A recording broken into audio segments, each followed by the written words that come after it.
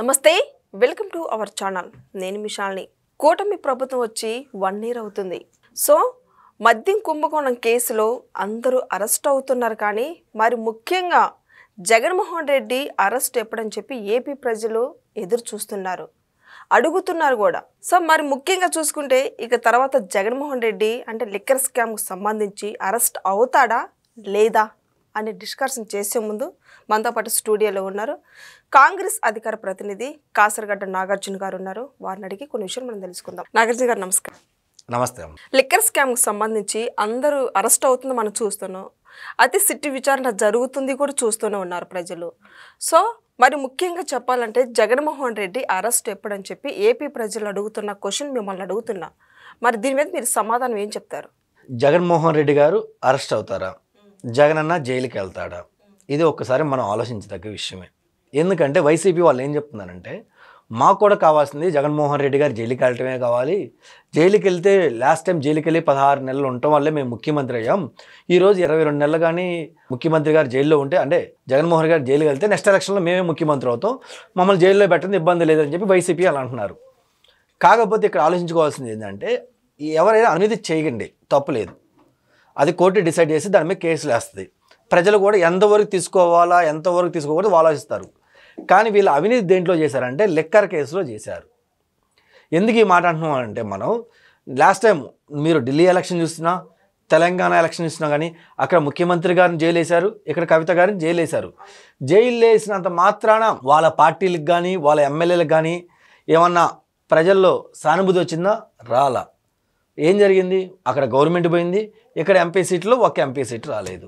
So మేము కూడా అనేది ఏంటంటే జగన్మోహన్ రెడ్డి గారు లిక్కర్ స్కామ్లో గనక అరెస్ట్ అయితే ప్రజల్లో ఎటువంటి సానుభూతి రాదు. ఎందుకు రాదంటున్నాను నేను ఇంత స్ట్రాంగ్ ఎందుకు చెప్తున్నాను అంటే, జగన్మోహన్ రెడ్డి గారిని చూసి ఎవరు బాధపడాలి, ఎవరు సానుభూతి పరచాలి? ఆయన ప్రజల వల్ల ఏమన్నా ప్రజల మీద సానుభూతి ఏమన్నా లిక్కర్ అమ్మాడా? ఆయన ముఖ్యమంత్రి దేని చేశారు? ప్రజలకు మంచి చేయండి, యువతకి ఉద్యోగాలు ఇవ్వండి, రాజధాని డెవలప్ చేయండి, పోలవరం కంప్లీట్ చేయండి అని చెప్పి ఆయనకు ముఖ్యమంత్రిగా అవకాశం ఇస్తే ఒక్క అవకాశం అంటే ఆయన ఏం చేశాడు?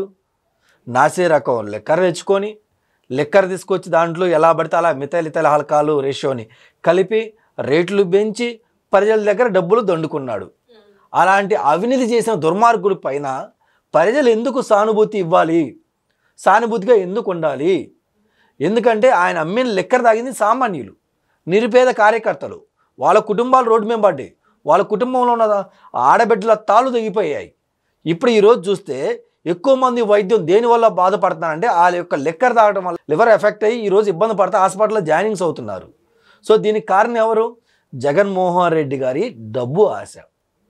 అంత డబ్బు ఆశతో ఉన్న వ్యక్తి మీద సానుభూతి ఎందుకు వచ్చింది? ఇంకా పోతే మీరేమంటున్నారు, కూటమి ప్రభుత్వం అరెస్ట్ చేయట్లేదు. అఫ్కోర్స్ కూటమి ప్రభుత్వం ఒక ఎగ్జాంపుల్ చెప్తానమ్మా. నిన్న కాక మొన్న జగన్మోహన్ రెడ్డి గారి దగ్గర ఉన్న రైట్ అండ్ లెఫ్ట్ ఎవరైతే ఇద్దరు ఉన్నారో, గోవింద బాలాజీ అప్ప ఆయన కాకుండా మిగిలిన రైట్ అండ్ లెఫ్ట్ ఎవరైతే ఇద్దరు ఉన్నారో, ధనుంజయ రెడ్డి గారిని ఇంకొక రెడ్డిని, ఇద్దరు రెడ్డిని అరెస్ట్ చేశారు.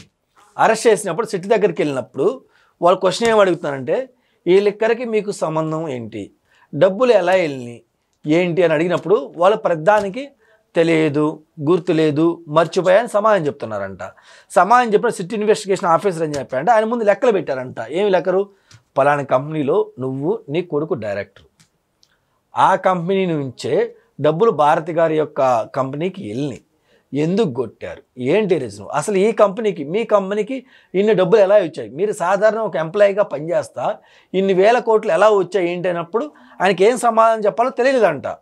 అంటే చూడండి, సిటీ ఇన్వెస్టిగేషన్ చేసే ఆఫీసర్సు సమాధానాలు ఏ క్వశ్చన్లు అడగాలో క్వశ్చన్లను పక్కన పెట్టుకొని దానికి ప్రూఫ్స్ పక్కన పెట్టుకొని ఈ ఎవరైతే రైట్ అండ్ లెఫ్ట్ ఎవరైతే అరెస్ట్ అయ్యారో అరెస్ట్ అయిన వాళ్ళు అడుగుతుంటే వాళ్ళు తప్పుడు సమాధానం చెప్తుంటే వాళ్ళు ముందు పెడుతున్నారంట ఈగో సాక్ష్యాధారాలు, మరి మీరు సమాధానం చెప్పండి అన్నప్పుడు వాళ్ళకి ఏం చేయాలో తెలియక బయటకు వచ్చి జడ్జి గారి ముందు నన్ను కొడుతున్నారు, తిడుతున్నారు, నన్ను మభ్య పెడుతున్నారని చెప్పి ఇలా చెప్పుకొని టైం పాస్ చేస్తున్నారు. నాకు తెలిసి సిట్టి దగ్గర ఆధారాలు మొత్తం రెడీగా ఉన్నాయి. వీళ్ళు ఎందుకు ఆగారంటే అడావుడిగా జగన్మోహన్ రెడ్డి గారు బాబు గారికి జైలు వేసినట్టు మనం అలాంటి తప్పుడుగా చేయకూడదు. ఆధారాలు ప్రజల ముందు పెడదాం, కోర్టు ముందు పెడదాం, పెట్టిన తర్వాత మనం అనుష్ఠిద్దామన్న ఇదిలో ఉన్నారు. మరి ముఖ్యంగా చూసుకుంటే వైసీపీ నేతలందరూ అంటే వాళ్ళ టీం అందరం మాట్లాడేది ఏంటంటే జగన్ అరెస్ట్ చేసే దమ్ము ఎవ్వరికీ లేదు అన్న వ్యాఖ్యల్ని ఎలా చూడాలి? ఇప్పుడు దమ్ము దమ్ము దమ్ము ఆ దమ్ము దమ్ము అనే ఏడాది తెచ్చుకున్నారు. అరెస్ట్ చేయడానికి దమ్ము దేనికి? పోలీసులు ఉంటే సరిపోయిద్ది, ఆధారాలు ఉంటే సరిపోయిద్ది, ఎఫ్ఐఆర్ కాపీ ఉండి గవర్నర్ గారు అప్రూవల్ ఉంటే చాలు, పోయి తీసుకొచ్చి బొక్కలు వేస్తారు. జయలలిత కంటే జగన్మోహన్ రెడ్డి గారు గొప్ప ఆయన. జగన్మోహన్ రెడ్డి గారు గొప్ప ఆయన. ఢిల్లీ సీఎంగా ఉన్న, తమిళనాడు సీఎంగా ఉన్న అరెస్ట్ చేశారు. ఢిల్లీ యొక్క ముఖ్యమంత్రి అరవింద్ కేజ్రీవాల్ 2 రాష్ట్రాలు ఆయన ప్రభుత్వాలు ఉన్నాయి, ఢిల్లీకి ముఖ్యమంత్రిగా ఉన్నారు. అలాంటి ఆయన తీసుకెళ్లి బొక్కలు పెట్టారు. జగన్మోహన్ రెడ్డి గారు ఎక్స్ఎం సీఎంఏ, కానీ ఇప్పుడు ఒక ఎమ్మెల్యే కదా, ఎంతసేపు ఆయన జైల్లో పెడతారు? ఢిల్లీ ముఖ్యమంత్రిని తమిళనాడు ముఖ్యమంత్రి అరెస్ట్ చేస్తేనే మనకు దిక్కు దివాన్ లేదు, ఒక ఎమ్మెల్యే అరెస్ట్ చేయడం ఎంతసేపు అమ్మా? కాబట్టి వీళ్ళ సంకోచిస్తుంది ఏంటంటే పైనుంచి వాళ్ళకి కోట ప్రభుత్వానికి కానీ ఇక్కడ ఉన్న వాళ్ళకి కానీ పర్మిషన్ రాలా. వస్తే డెఫినెట్గా వీళ్ళు బొక్కలు వేయటం ఇది అవుతుంది.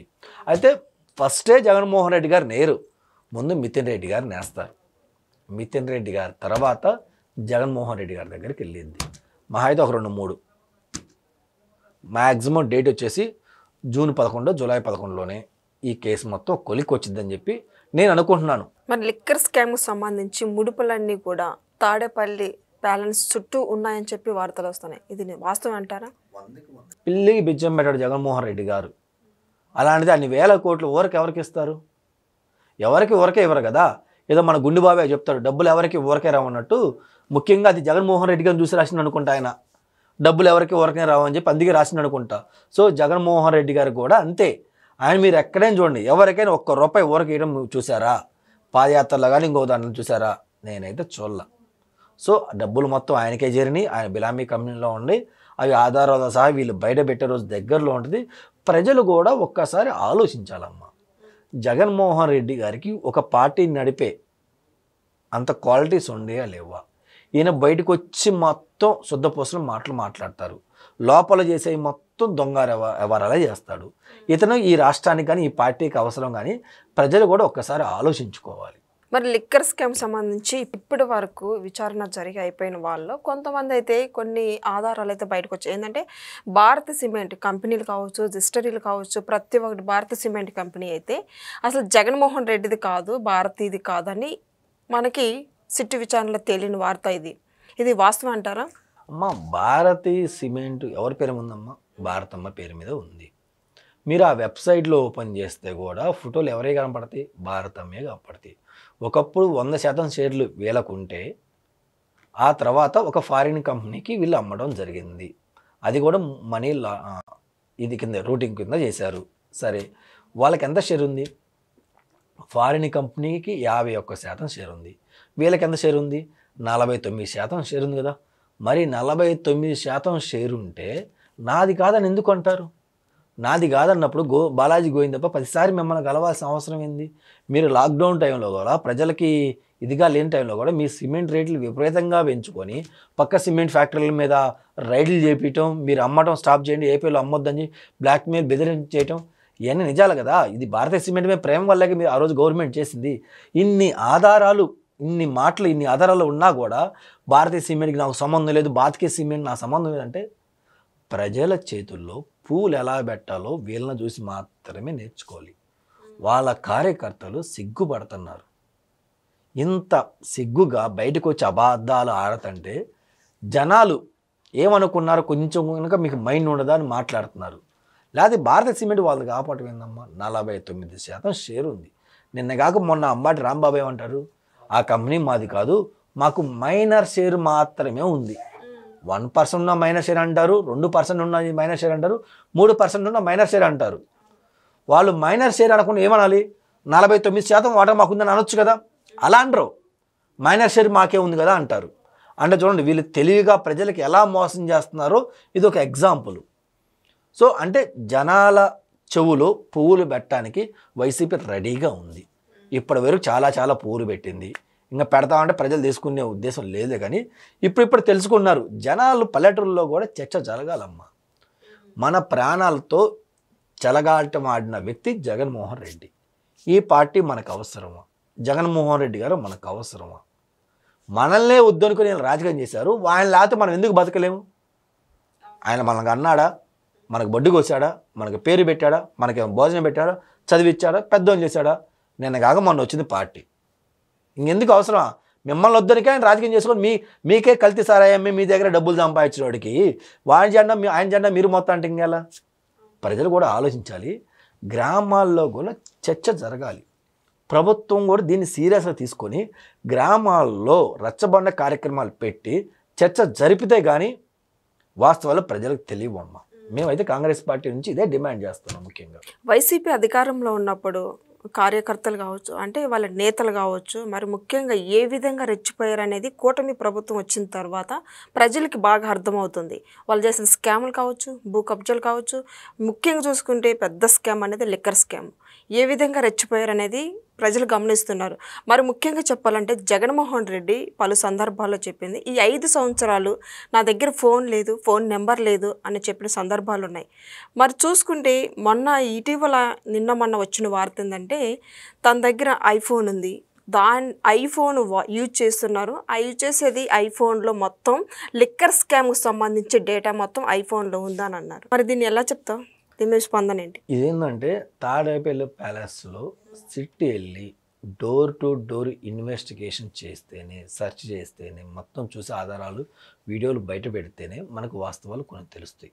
ఇప్పటివరకు మీరు కానీ నేను కానీ ఆ పార్టీ నేతలు కానీ మినిస్టర్ కానీ ఎవరు ఆ ఇల్లు చూసింది లేదు, లోపలికి వెళ్ళి మొత్తం ఎవరిథింగ్ చూసింది లేదు. సో వెళ్ళినా కానీ వాళ్ళ క్యాబిన్ దగ్గరికి వెళ్తారు, బ్యాక్ రావటమే. అంతకుమించి వాళ్ళు ఎక్కువ వెళ్ళే రైట్ లేదు. ఒక్కోసారి వెళ్ళినా కానీ జగన్మోహన్ రెడ్డి గారికి దర్శనం ఉండదు, కింద పనోళ్ళు మాట్లాడి పంపించేవాళ్ళు అంట. అంటే చూడండి, మినిస్టర్కి జగన్మోహన్ రెడ్డి గారి టైంలో ఎంత సన్మానాలు జరిగాయి చూడండి. అయితే ఆయన ఫోన్ ఉందా లేదనేది నాకు తెలియదు, ఎందుకంటే నేను చేతిలో చూడలేదు ఫోను. ఇన్ఫ్యాక్ట్ ఆయన కూడా ఒక ఇంటర్వ్యూలో చెప్పాడు. బట్ ఇన్వెస్టిగేషన్ చేసి రిపోర్ట్లు బయట పెడితే తెలుస్తుంది. ఎందుకంటే ఈరోజు ఫోన్ లేకుండా ఎవరున్నారమ్మా? చిన్న పిల్లగాడైనా సరే అమ్మ నాకు ఫోన్ పెట్టు, నాన్న ఫోన్ కొట్టి అడుగుతున్నారు. మరి ఆయన ఫోన్ లేదంటే ఎలా నమ్ముతావు? అదేగాక ఆయన పబ్జీలు ఎవరంట, పబ్జీ గేమ్ బాగా ఆడతారంట. మరి అట్లీస్ట్ ఫ్లైట్లో అటు ఇటు వెళ్ళేటప్పుడు పబ్జీ గేమ్ ఆడుకోవడం కావాలి కదా. ఇంట్లో అంటే నీకు సంబంధించిన థియేటర్ పెట్టుకుని ఆడుతావు. సో అదైతే నాకు నమ్మశక్యం కాదు. జగన్మోహన్ రెడ్డి గారు ఏ నిజాలు చెప్తారమ్మా? ఆయన ఒక మాట్లాడంటే ఆ మాట వెనక ఎన్ని నానార్థాలు ఉంటాయో మనం ఆలోచించి తగ్గవచ్చు. అసలు ఆయన నాయకుడే కాదు, ప్రజలు ఆయన కావాలని ఇదవుతున్నారు. ఇందాక ఇంకో మాట అన్నారు, ప్రజలు రెచ్చిపోవాలా జగన్మోహన్ రెడ్డి గౌరవం అంటున్నప్పుడు. జగన్ రెచ్చగొట్టేలాగా మాట్లాడిపించి జగన్ చేశాడు. ఆ తప్పు ప్రజలది కాదు, ప్రజలు అమాయకులు. ఎందుకంటే ఇదే ప్రజలు అంతకుముందు చాలా గవర్నమెంట్లు ఉన్నారు, ఎప్పుడు ఇలాంటిది జరగలేదు కదా. మొన్న జగన్మోహన్ రెడ్డి గారు 5 ఏళ్ల పాలనలో ఎందుకు జరిగింది అంటే ప్రజల్ని అలా రెచ్చగొట్టాడు, కావాలని వాళ్ళు ఒక భావోద్వేగానికి గురయ్యేలా చేశాడు. ఎందుకంటే దాంతో మనం ఆడుకుందాం. ఎగ్జాంపుల్, వాలంటీర్లకి ఎంతమ్మా ఇచ్చింది? 5,000 రూపాయలు. అదే వాలంటీర్లకి ట్రైనింగ్ అని చెప్పుకొని 100 కోట్లు వెనకేసుకున్నాడు జగన్మోహన్ రెడ్డి. అంటే చూడండి, ప్రతి స్కీమ్ మేరకు మనకు స్కామ్ ఉందని అంటూ అది జగన్మోహన్ రెడ్డి గారిని చూస్తేనే ఈరోజు ప్రజలు బెత్తరపోతున్నారు. అరే బాబు, మాకు నెలకి ఇచ్చిన 5,000 కదా స్వామి, మాకు ట్రైనింగ్ అని చెప్పి ఏ రోజు నువ్వు ట్రైనింగ్ ఇచ్చింది లేదు, కానీ 100 కోట్లు వెనకేసుకున్నావు నువ్వు. అసలు ఏం జరుగుతుంది ఇక్కడ? మాకు 6 రూపాయలు 5 రూపాయలు పేపర్ కూడా సాక్షి పేపర్ కూడా డబ్బులు ఇచ్చిను, అయితే తీరా మొత్తం చూస్తే నీ కంపెనీకి వచ్చినాయి. అంటే నువ్వు డబ్బులు సంపాదించుకోవడానికి మాత్రమే ముఖ్యమంత్రి అయ్యావు, ప్రజల కోసం అయితే కాదు అనేది ప్రజలకు కూడా అర్థమైంది. మనం చర్చ తీసుకెళ్ళాలి, గ్రౌండ్ స్థాయిలో చర్చ తీసుకెళ్తేనే ఇవన్నీ వాస్తవాలు ప్రజలు నమ్మి ఆయన జెండా మోయడం స్టాప్ చేస్తారు.